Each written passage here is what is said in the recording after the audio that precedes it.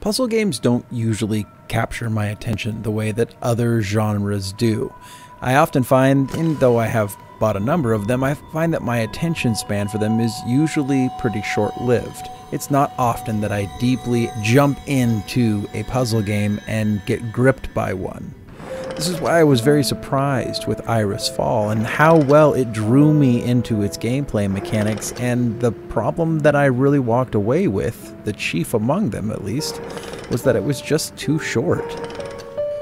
Iris Fall is a game that is shrouded in mystery, and that mystery covers its story, its themes, and its core mechanics in the puzzles all the same. The game opens up with a bunch of visualizations that paint a picture that gives more questions than it does answers.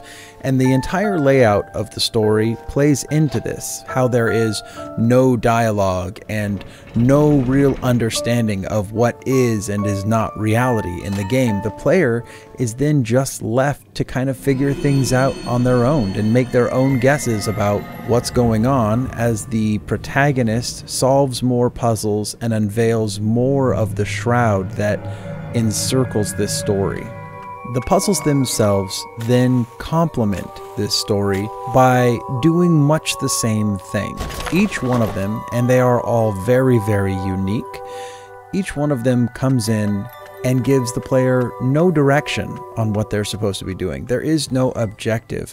In a lot of cases, there is no mechanics. The player just has to start pushing buttons and looking for indicators, and through feedback that the game gives you, learns exactly what the objective is and then has to solve the puzzle. Iris Fall, at its core, is a game about curiosity. It's about questioning reality. It's about figuring out what exactly you're supposed to be doing and who exactly you're supposed to be. And those themes, paired with the story and paired with the core mechanic in the puzzles, create this confluence that is nearly perfectly executed. I know in this case I didn't say too much about the story, and that's because this is a story that's mired in mystery and curiosity. That story is also told all through visualization, all through pictures, all through the experience of the game. And by me unveiling much of the story, I think it would cheapen that story for players, but also it may rob people of their own self-interpretation, which I think this game is actually angling for to some extent. They want you to make the story up and put it together in your head how you see fit. Rest assured, though, that it is a game about reality, it is a game about existence, and it is a game about figuring out the answers on your own. And I think in that execution towards that goal, this game has done a very good job.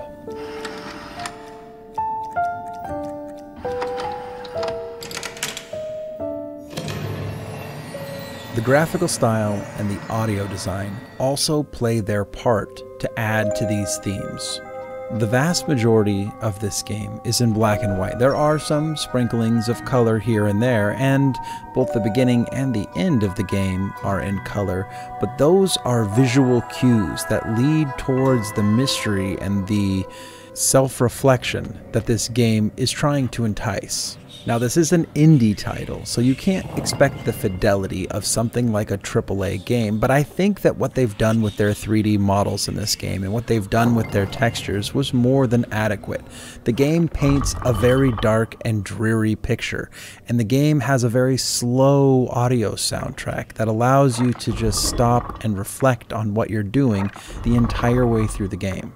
Unfortunately, though, the entire way through the game is a relatively short journey. A seasoned puzzle game player will probably chew this game up in about 3 hours, and if you're the type of player that needs to get all of the achievements and do everything that can be done, you can make a second playthrough and you'd probably clean everything up inside 5 hours.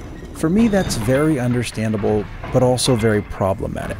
It's understandable because every puzzle in this game is very different than the puzzle that preceded it. I think I only played similar puzzles once or twice through the entirety of the game. Every single one was designed in a very thoughtful and very creative way, and each one had me thinking exactly, how am I going to solve this, and where does this thing go, and where's the buttons I have to push.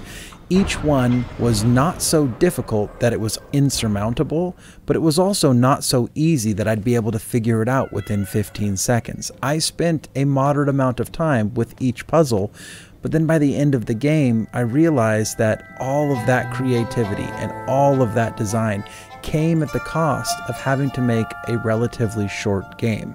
The longevity overall is not necessarily a problem. It doesn't really matter if a game only lasts 3 hours to 5 hours. What matters is that the value of that game is reflected in the price.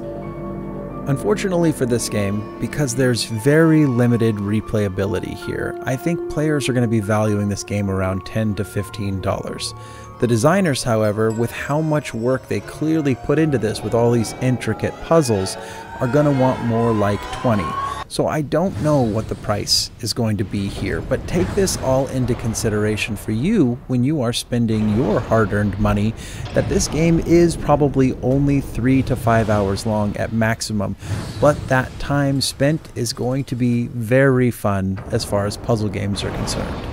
So who's this game for, and is it worth it? Well, is it worth it is going to be very much dependent on the price, as I have previously said.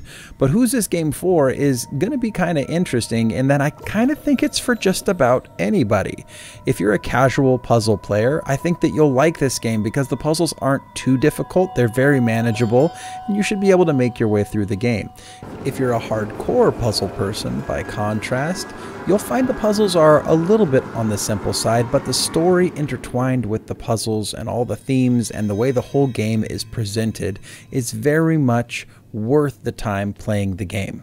This was a great game from start to finish, but the time span between those periods was just too short. If you liked this video, then like this video, and if you haven't subscribed to the channel yet, you should take a look at some of my other reviews and talks, and if you like those, then you should consider subscribing. Thanks for hanging out with me, and until next time, this has been Pixel.